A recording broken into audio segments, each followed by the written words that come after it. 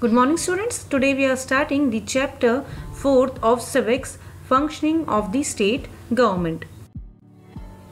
In the previous video we have already discussed that the government function at three levels, that is central, state and local. That's why in India we call our government as federal government.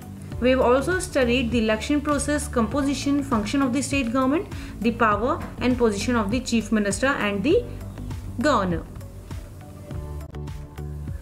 Now moving ahead, in democracy, government work for the welfare of the people. And we already know that what is the meaning of democracy? Democracy means by the people, for the people and of the people. Now it is the government responsibility to provide education, healthcare, employment, housing and electricity. In this chapter, we will understand the role of the state government in providing healthcare, land reforms, water and education. So, let's start. Now, how the government will make laws and how they will decide that which law or which need should be given more priority. So, government make laws on the subject mentioned in the list. If we talk about state government make laws on the subject mentioned in the state list. Central government make laws on the subject mentioned in the union list. And central and state government both can make laws on the subject mentioned in the concurrent list. If we talk about state government, public health and sanitation, water, electricity, primary education, vehicle, etc. are given in the state list. Let's make it more clear. Union list. What is union list? Union list has the subject of national importance. Union alone can make laws. Defense, banking, currency, foreign affairs, etc. are some of the matters given in the union list. If we talk about state list has the subject of local and state important. State government can alone make laws. Police, trade, agriculture and irrigation are some of the example of state list. Concurrent list. Concurrent list has the subject of common interest both to center and state government. Both the central and state government frame laws. Education, marriage, adoption, succession, etc. are some of the example of concurrent list. Now let's discuss the directive principle of state policy. Directive principle of state policy are the guidelines meant for the central and state government to be considered while framing laws and policy. They aim at ensuring social welfare and these are not enforceable by law but of prime importance for the governance of the country. Now some directive principles of state policies are to secure to all its citizens an adequate means of livelihood. Second, make all material resources available to the common people. What does it mean? That all the resources should be available to the common people also. Ensure that both man and woman should get equal pay for equal work. And secure the right, work, education and public assistance to the unemployed, aged, sick and disabled person and provide maternity relief to the working woman. Now let's talk about public health. First of all, we will discuss what do you mean by health. Health means ability to remain free of illness and injuries. Now, what are the factors that contribute towards good health? Clean drinking water, sanitation, hygiene and a pollution-free and stress-free environment. Our constitution advises to raise the level of nutrition and the standard of living people. Healthcare in India is the responsibility of every state. Now let's discuss about public healthcare services. First of all, who look after the public health? It is the responsibility of the state government to look after the public health. And the expenditure is shared by both the central and state government.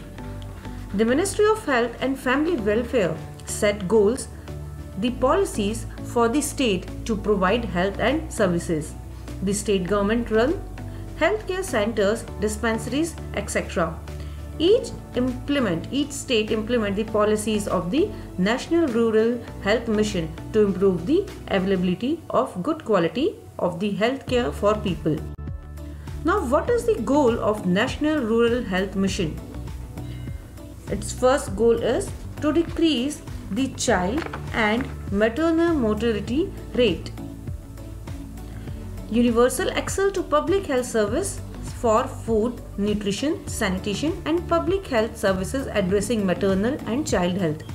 Prevention and control of CDs means communicable disease and NCDs means non-communicable disease, and access to primary health.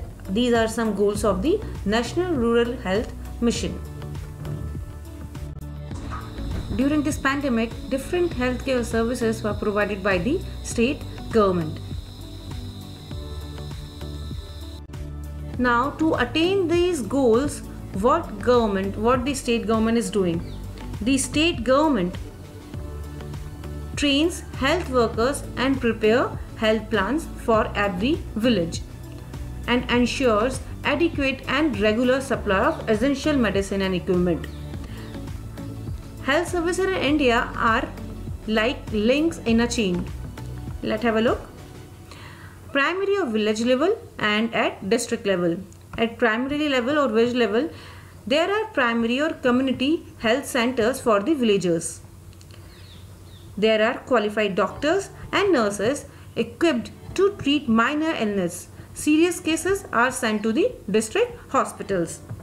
Now, district have hospitals which are medically equipped and have trained personnel. These hospitals supervise the village health centers and cater to the village and the urban population of the district. Medical hospital located in the urban area have modern facilities for investigation, diagnosis and treatment. Now let's discuss about public health at village level. At the village level, there are village health and sanitation samitis consisting of panchayat members, Anganwadi workers, teachers and community health volunteers. And where these samitis are set up? These samitis are set up where the population has a strength of 1250 to 1500. And every samiti get a grant of rupees 10,000 per year for carrying out household surveys, preparing village health plans, sanitation drives, chlorination of village drinking water, etc. The National Rural Health Mission provide every village in the country with a trained lady community health activist, that is accredited social health activist, that is known as ASHA. The role and responsibility of ASHA are: ASHA will take steps to create awareness and provide information to the community people on determinants of health such as nutrition, basic sanitation, healthy living and working condition, etc. She will counsel women on birth preparedness. Drawbacks of the public healthcare services. Funds provided by the authorities are very less and often not utilized. Skilled and dedicated doctors are unwilling to serve in rural areas, resulting in a huge shortage of trained medical personnel. There is lack of infrastructure in the rural areas. Taking patient to the hospital is a common problem. What does it mean? That as the rural areas are not having the good infrastructure, that's why it is very difficult for the common people or the people over there to take their patient to the hospitals. Now, most public health facilities provide only basic care and have poorly maintained medical equipment. The number of public health facilities is also inadequate. There is a shortage of community health centers and qualified doctors and nurses, especially in the villages. So students, now it's time for some brainstorming questions. So what is the full form of ASHA? What do you mean by health? What is the full form of NRHM? Give some examples of the subject mentioned in the state list. And what is mortality rate? So students, give me the answers of these questions in the comment section below. So students, that's all for today. Thank you.